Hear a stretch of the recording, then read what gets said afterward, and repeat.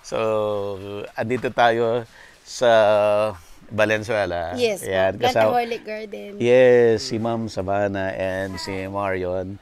At nagulat ako. By the way, una natin silang nakilala doon sa plant camp, Yes, doon sa plant camp. Circle. At ngayon ko lang nalaman, mga artista na naman. Way back po. Mga showbiz pala. Way back. So maganda yung discussion natin kasi paano naglumipat, no, from artista. from limelight to a simple Very simple life na pero super happy. Yes. Yan.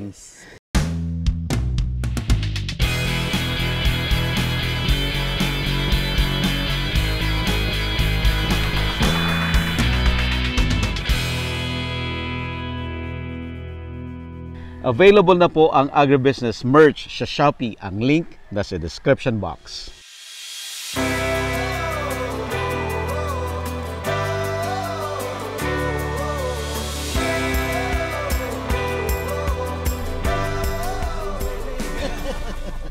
Sige, pag-anan ko na lang.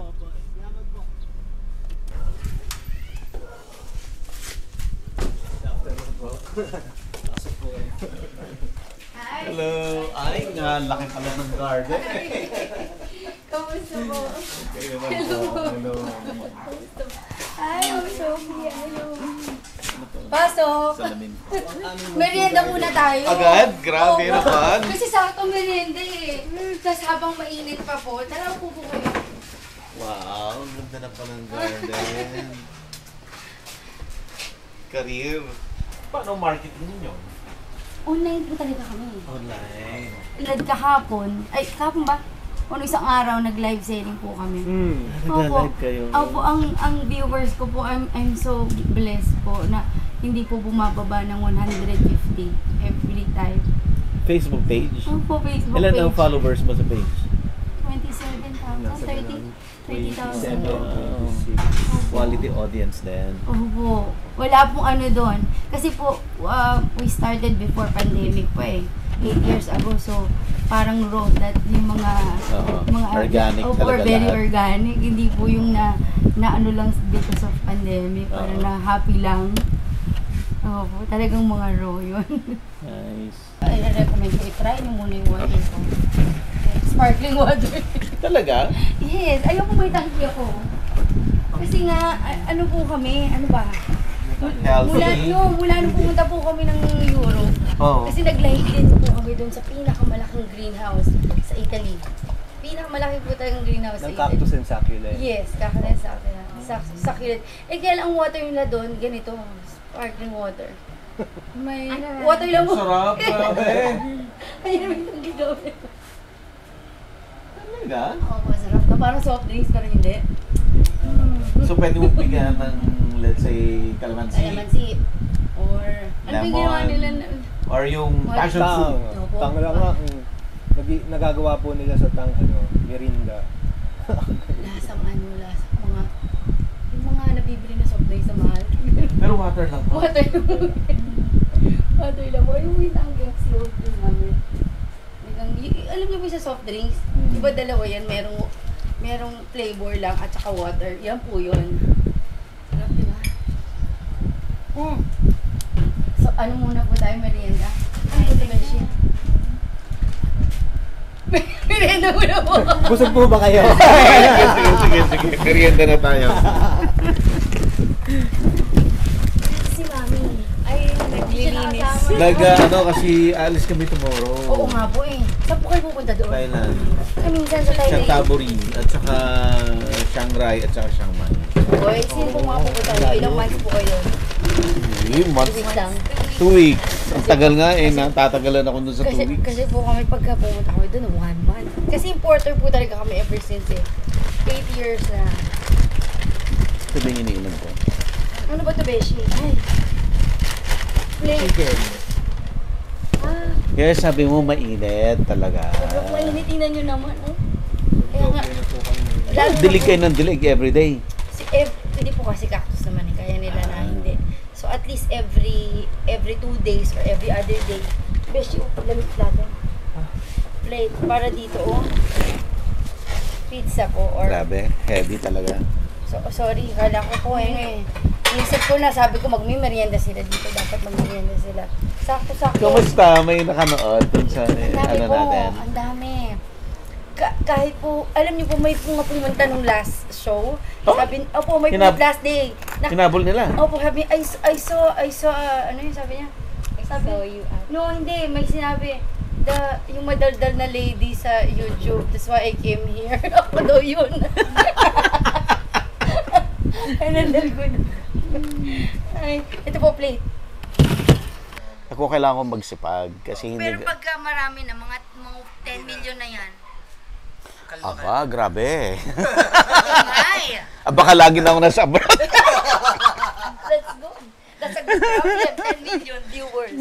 Ay, subscribers. Oh, wow. Actually, nung araw, nung na-reach ko yung 100,000, Happy na. na-receive ko yung plaque. Sobrang happy ko noon. Parang, Dumating grabe! Dumating na ba yung 1 million plaque? Andyan na. Wow! Hindi ka pa rin i-reveal. Sabi ko, grabe to. Naka 100,000 ako. Parang hindi ako makapaniwala. Sabi ko, this is it. Yung 1 million, it's really impossible. You're here. Wow. Ayan. That is impossible. Nothing. Kahit naman pera eh. Diba nga sabi mo isang araw? Basta passion mo lang talaga yung ginagawa. If you want 10 million now, you can. If you really want what you're doing talaga. Easy. It follows. It follows. It follows talaga. Totoo. Importante rin, mag-i-stick ka dun sa kung ano lang talaga yung gusto mo. Hindi ka gagaya sa ganyan. Hindi. No, yeah. Pag gumaya ka, Wala, madidistract ka eh. distract. Kasi yung ginagaya mo, may formula yon na mayroon siya, kaya siya nag-succeed. So pag gagayahin mo siya, baka yung formula na yan wala sa'yo. Yes. So pag gagayahin Parang mo, yung live selling. Di ba po, pagka hindi naman lahat kayang gawin yun eh. correct. Di ba? Sabi ko, nag-try ako once, sabi ko, hindi. Hindi para sa akin. Hindi para sa akin. Tsaka ang hirap po na kasi may hinahabol kayo lagi eh, na hindi nyo mai-exceedan. Kasi yun yung ginagaya nyo eh. Oo. Pero kung may Huwag kang ginagawa kayo gagaya. na kayo lang talaga, kahit maliit na bagay lang yan eh, something unique yan, ibig sabihin, mas may value yan. Actually, yan yung ano ko eh, nung ever since, yung corporate videos ako, nag-wedding video rin ako. Hindi ako nanonood ng mga videos ng iba. Hindi ko pinapanood kasi pag pinanood ko, ay, ganun pala yun. Parang magaya, parang gano'n. Ayaw ko. Kaya I have to stick with dun sa... Kasi may gusto dun sa film mo, dun sa ginagawa mo eh. So pag gagaya ka, may inis yung follower na, di ba? Tapos magiging copycat ka. Kaya ayaw ko. Tama po. Actually, parang sa plant industry din yan. Yung kapag yung lahat na ng pwede po tayo pumunta doon. Okay, let's go na tayo. Let's start. So, andito tayo sa Valenzuela. Yes, Ayan, Plantaholic Garden. Yes, si Ma'am Sabana and si Marion. At nagulat ako. By the way, una natin silang nakilala doon sa plant camp, Yes, doon sa plant camp. Circle. At ngayon ko lang nalaman, mga artista na naman kasama. Way back po. Unang panahon. Mga showbiz pala. Way back. So maganda yung discussion natin kasi paano naglumipat from artista. from limelight to a simple Very simple life. simple life na pero super happy. Yes. Yan. Super happy. Ikaw, you can start. Hindi, paano ba? Yung katahimikan na nakukuha natin sa paghahalaman. Yeah. Actually Yun po, Marion is not from Philippines. Yeah. Foreigner yan. Foreigner. So, kailangan niya lumabas ng bansa every year. Kailangan mong umuwi lagi. Pero may pinanggalingan pa yan. Ayoko talaga sa Vienna dahil ayoko nung normal na work. Yung natapos ako ng Yung work. nag-aral ako tapos ayokong magtrabaho dito, sabi ko. Doon ka talaga nag-aral. Doon ako nag-aral Pero po, doon ako dito ka pinanganak Dito ako pinanganak, 7 or 8 ata ako, pumunta na po ako ng Vienna. ng Austria. Opo, tapos yun, nag-aral doon, tapos ayoko ng buhay doon, mga nakikita ko, ayoko ganyan, ayoko magtrabaho ng from 8 to 5. Kaya kailangan umalis ako dito. Magbi-business ako doon, kaso lang malaking puhunan, madaming hadlang. So, okay, try natin sa Pilipinas. Punta ako sa Pilipinas. Kaso lang yun, nag-audition muna ako sa Fear Factor. Ayun. Doon kami nagkakilala. Nag-PBB ka rin? Anong Nag-audition season kami yun? dalawa PBB. para sa PBB talaga. PBB talaga. And then? Talaga kami. Kaso Ano lang, ang natin si GMA, Melay? nag-survivor kasi ang GMA. So, tinanong kami, gusto nyo ba mag-shift na lang kayo mula sa PBB? Doon na lang kayo sa Fear Factor. Wow. Kami po Tinanong dalawa. kayo ng ganong, Yes. may ganong over. Kasi po medyo scary when you say fear factor, di ba yun yung mga tumatalon sa building, maano sa helicopter, walang masyado nag-audition. Kami po parang fix na kami kasabay natin sila Melay na for PBB. Kaya lang po, kulang na kulang ang fear factor, especially girls. Tapos, shinip kami doon. Malapit na, ilang araw na lang. O sige na nga, hindi namin alam na ilang araw na. Doon po kami nagkakilala. Ayun. And the rest is history. The rest is history. Tapos, yun nga, kailangan po niya kasi lumabas ng bansa. Every year. Tapos, nagkataon naman, merong event sa Taiwan way back. Ikwento mo yung Taiwan. Hindi, nauna muna dito sa Quezon City Circle. Nakita mo yung Cactus and Succulent Show. Nagustuhan niyo yung halaman. Tapos yun, after ilang week, pupunta ako ng ibang bansa. Pumunta po ako ng Taiwan. Tapos may nakita ako mga halaman doon. Sabi, gusto mo? Okay, sige. Tapos inuwi ko yon. Tapos, benta mo na lang kaya. So, binenta niya. Yes, kinabukas. Kasi po parang pag-uwi niya ng Taiwan, sabi ko nag-picture siya. Siguro nakabili siya ng mga ilang piraso. So, yung 5,000 na puhunan niya, this was 8 years ago. Yung mga panahon po nun, yung isang maliit na astrophytum is 700 pesos pa. Pumunta po siya ng Taiwan, bumalik siya, konti lang naman ilang piraso lang. Yung 5,000 pesos worth niya, naging 45,000. Tapos, Wow, 45,000.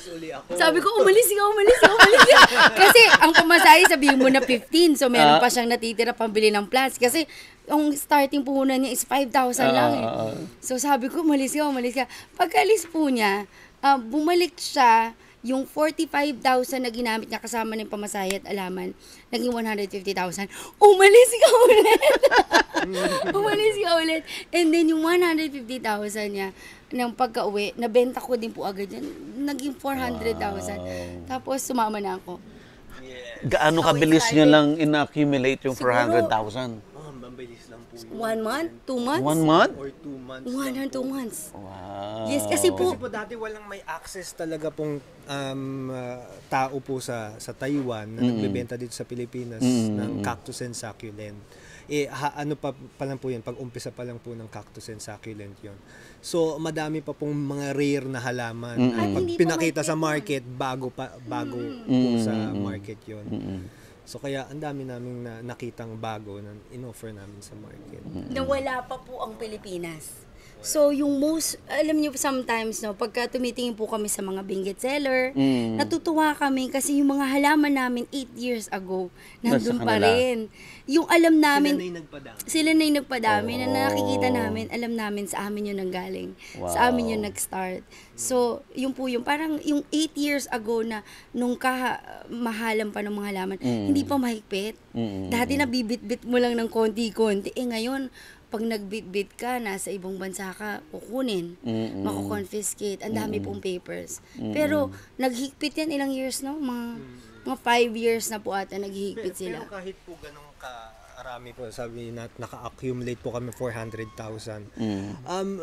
Ginastos po uli namin sa halaman lang yun. So, puro halaman lang kami. 6 years ata, lahat ng pera namin napupunta lang sa halaman. Hindi kami bumili ng damit, bagong cellphone. As in zero, talaga. Kung titingnan ng bank account those times, wala talaga. As in, yung mafe-feel mo naman yung iba, bakit sila nakapagpagawa ng bahay? Hindi kami nagpagawa ng bahay. Hindi kami bumili ng bagong sasakyan. Talaga pong lahat in-invest namin sa halaman talaga. Yun nga po kasi ang goal namin, at saka pagkain, kaya kami nagtaba. Kaya yun po ang goal namin. Kaya yun, sabi ko, dumating po sa point na sabi namin, ayun na namin, malis ng bansa. Somehow, bawasan na namin. Kasi yung hirap rin na naranasan natin nun, yung nag-uumpisa May hirap po kayo kami. naranasan? Meron po eh. Pero yung masayang hirap, Okay. Yung masayang hirap po na nasa ano kami, sabi namin sa lugar na to wala na tayong ibang mahanap. So kailangan pumunta tayo sa mga probinsya, kailangan tayo maghanap ng mga kakaibang halaman doon. Grabe. So Probinsya, wala talaga, po kaming walang nag-English. pangsasakyan, wala kaming Wala nag-i-English, di ba? Mga wala nag-i-English, wala kami sasakyan. Alam niyo po kung maniwala kayo, this was 8 years ago, nagbibisikleta lang kami. Yes. Tapos meron kaming 4 na maleta way back. Doon po yun, no? Wala talaga Sa kami. kalisada naglalakad kami, kalat-kat namin yung 4 na maleta.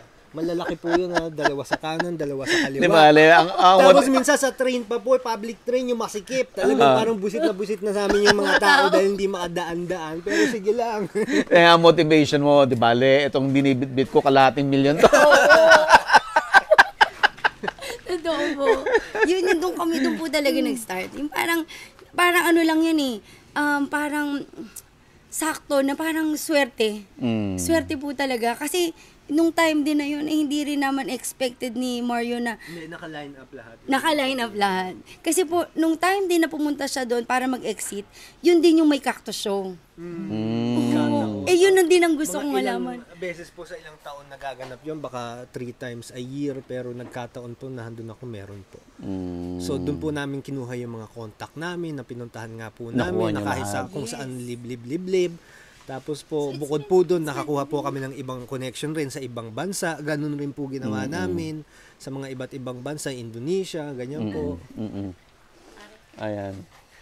Sige, di habang nagkukwentuhan tayo ng buhay, ikot na tayo at ginaganon-ganon lang natin yung discussion natin. Ay, by the way, si Miss Savannah, from the famous na magazine cover siya, di ba? Ano yun, ma'am? FHM mo. Oh, di 5 ba? times. Five way back times. po yun. Way back. Yung balingkinitan pa tayo. Siya din siya naman, sa Cosmopolitan. Oh, di ba? May mga apps siya dati. Masisearch pa rin. So may abs ka dati. Oo. So, ayun, yun. Tulad po nito. Ito yung halaman talaga na nag-end po ako. Sabi ko, kung papapiliin ako ng isang klase ng halaman, ito po talaga yung... Ito talaga yung gusto mo. Ito. Alam niyo po, yung tipong ang isang halaman umaabot ng 30,000 baht, 50,000 pesos. O, di ba? Ang isa. Ito yung mga for your eyes only. Opo, ito po yung mga for your eyes. Ito po, yung mga, tingnan niyo po ito. Mga sobrang, ito mga 10 years old na po to. Natural bonsai. Mahilig po kasi ako sa bonsai looking. Kaya lang tamad ako magdilig. Kasi po ito succulent siya. Pwede siyang diligan nyo ng 2-3 times a week lang. Ang bonsai po, ang pagkakalam ko araw-araw kailangan eh. So ito po yung mga bonsai na pang tamad magdilig. So ito po, yun, dito po ako Yan, dito po kami maganda rin nag-invest. yan. Sobrang dito po kami nag-invest ng mga halaman na to. Na tipong sabi nga, wala man po kami bagong bahay, bagong sasakyan. Nandito po lahat ng kayamanan namin. Andito yung kayamanan mo. Oo. So, ang ginagawa ko po talaga all the time, nagpo-pollinate. Ang trabaho po namin is mag-pollinate. May daldala akong brush. Besh, paabot ako ng brush, please. May dala-dala akong brush, nagpo-pollinate ako. Tapos, para po makaproduce ng buto. Ito po, kung ma-zoom nyo. Buto na yan. Buto na po to. Ito na po yung buto. Halimbawa kasi, nagandahan ako dito. At saka dito. Iko-combine ko sila together. Ito po ay pagpo-pollinate naman. Po-pollinate ko po sila. Pagka-pollinate ko, makaka-produce po ako ng Bagong halaman. hybrid nila. Bagong halaman. Halimbawa, ganito po ang kakalabasan.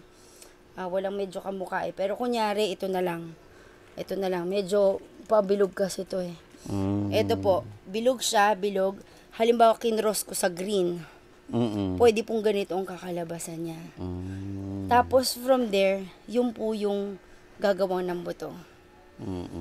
Ito talaga, ito po mga bulaklak na to. So, very, very important po sa akin kapag ka namumulaklak yung mga halaman namin. Kasi doon po kami nakakagawa ng bago.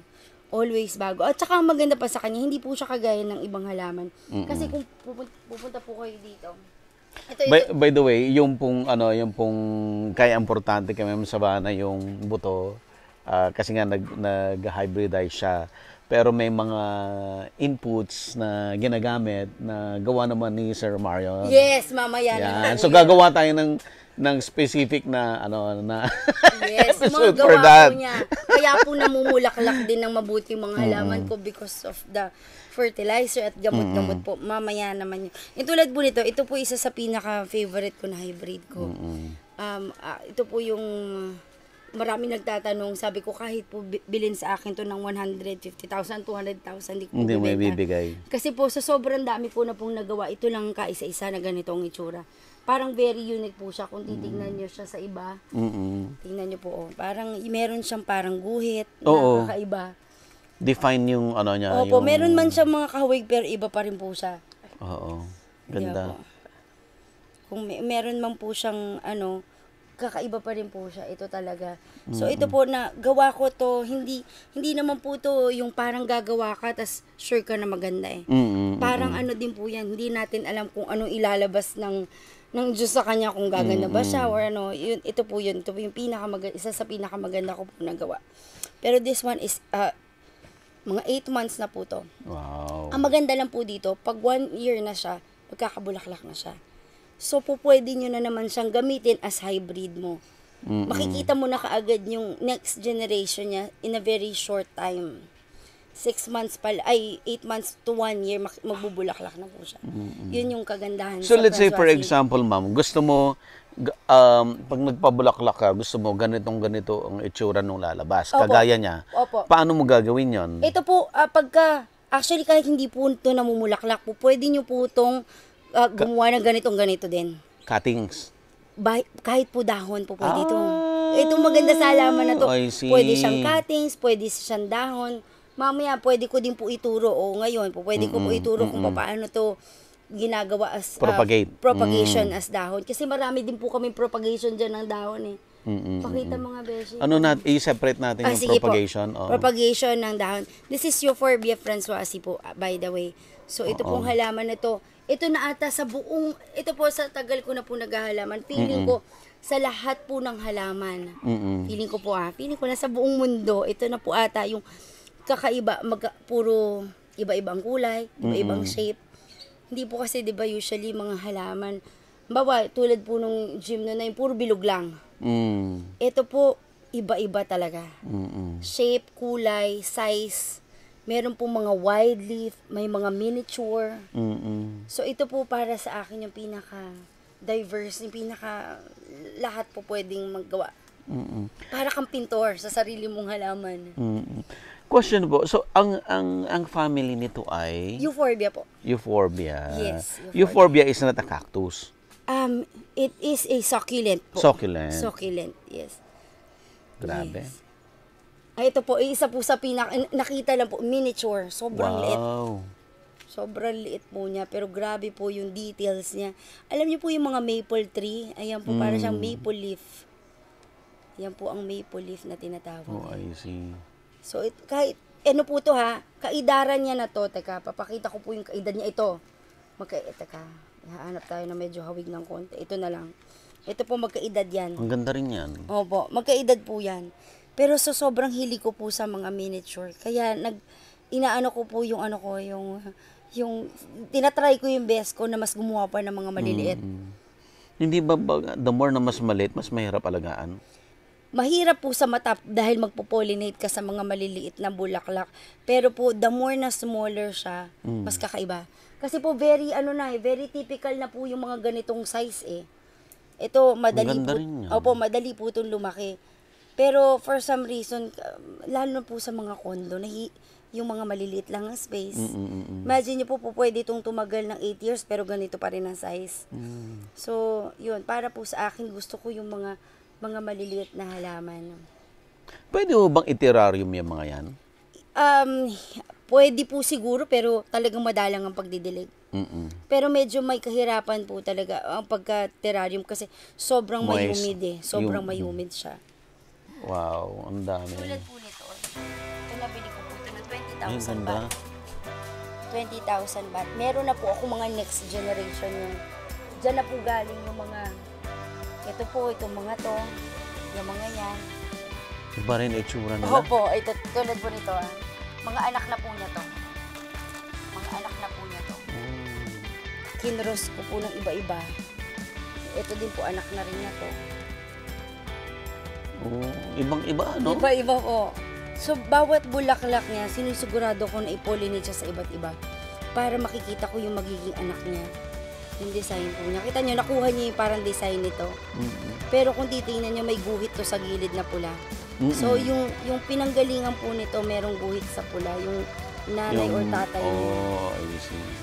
Ito naman, puti naman ang pinanggalingan nito. Kinros ko po ito sa puti lang.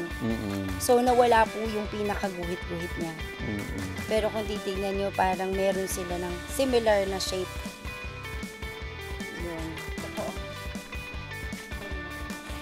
Ano po kasi yung mga mother ko, pinagsasama-sama ko yung mga may bulaklak. Ang ganda. Ito po, maghawig po sila nun.